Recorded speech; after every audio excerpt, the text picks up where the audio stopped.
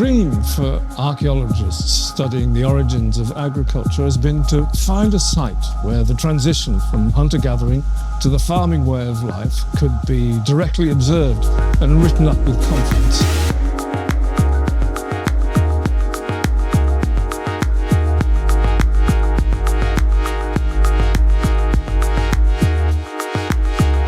And there is one particular prehistoric settlement at the edge of the Euphrates Valley in northern Syria that seems to be just such a site.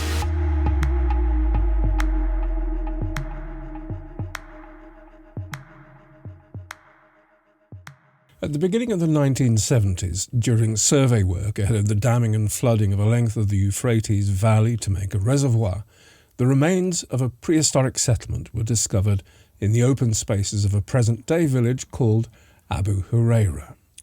Archaeologist Andrew Moore recognised the potential for obtaining information on the very beginnings of domesticated farming and put together a team that excavated for just 2 seasons in what was in effect an emergency archaeological rescue operation.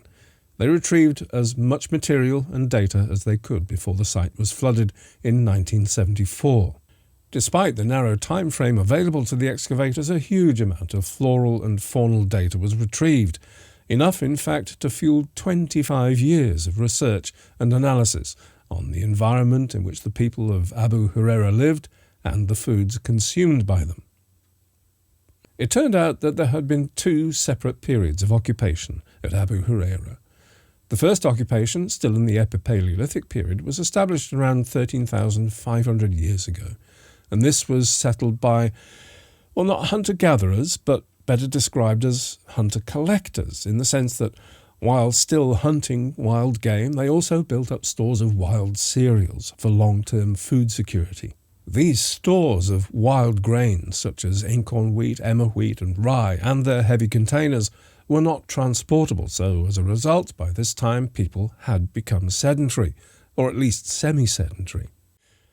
Although there is evidence they may have begun to domesticate rye in response to changing climate conditions, these people could not yet be described as farmers. And at around 11,200 years ago, the small settlement was abandoned, very likely due to the cooler climate conditions. Fast forward several centuries, though, and the site was reoccupied, this time with a much bigger settlement, maybe consisting of several thousand people, as opposed to the few hundred of the earlier site. But it's in this transitory period, in the middle of this cooler, younger Dryas event, that the first evidence of the domestication of cereals can be detected.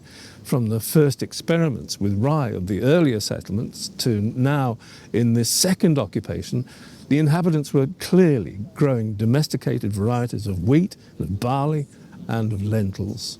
Now, I don't want to give you the impression that Abu Hureyra was the only site where this was happening.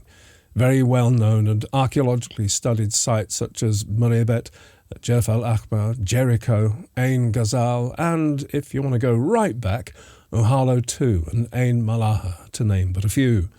All of these sites enter the narrative of the development of farming. But Abu Hureyra is the most referenced site in the archaeological literature when it comes to this most crucial of moments in the development of human civilization. Well, that's all well and good, I hear you say, but what are you doing in the middle of London? The Euphrates Valley is rather a long way from Oxford Street. Well, apart from the current timing issues, this being December 2024, the Euphrates Valley is also another 2,000 miles from where I live. And anyway, it's actually easier to make my point in London. And my point is that in the same way that Göbekli Tepe represents the apogee or even the end of the hunter-harvester way of life, so London represents the culmination of settled domestic farming.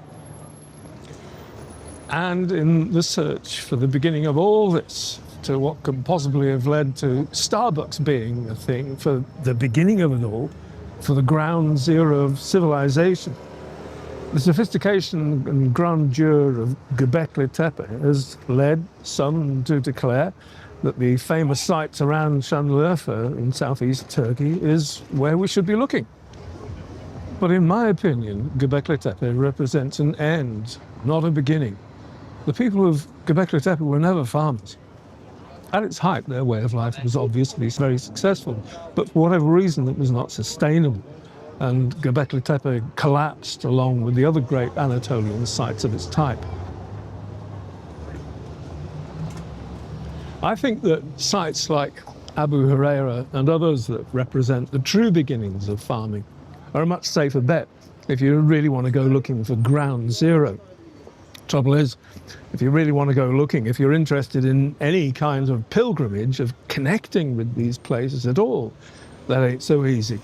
As I said, Abu Hureyra is underwater, Murabet too, we're told, and let's just say that getting to parts of the world where these others may be could be a bit of a challenge at the moment. However, there's something I'd like to show you, and it's in the building you can see reflected behind me in the window here. Let's go see if we can find it.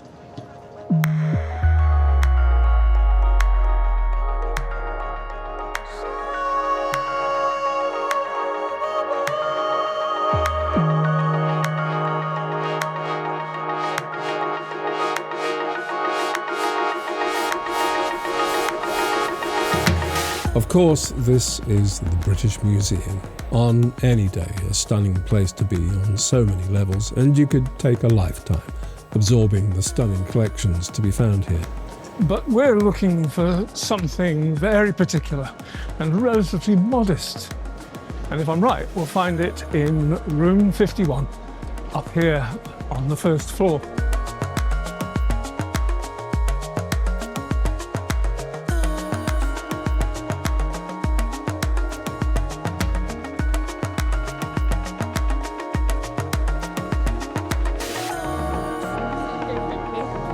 This seems to be room 56. Which way is room 51? 55 through there, so most likely this way. Room 55. I think I'm heading in the right direction. For me, it's never cold enough. So much incredible stuff. So sad to bypass it.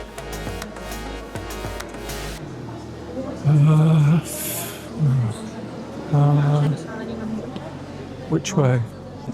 It's 52. We'll expect 51 or somewhere beyond. Wow. It's getting quite exciting. Can't be far away. Oh. Oh, crikey, I think it's there. I think it's there. Right in the middle of the room. Oh my goodness. There it is.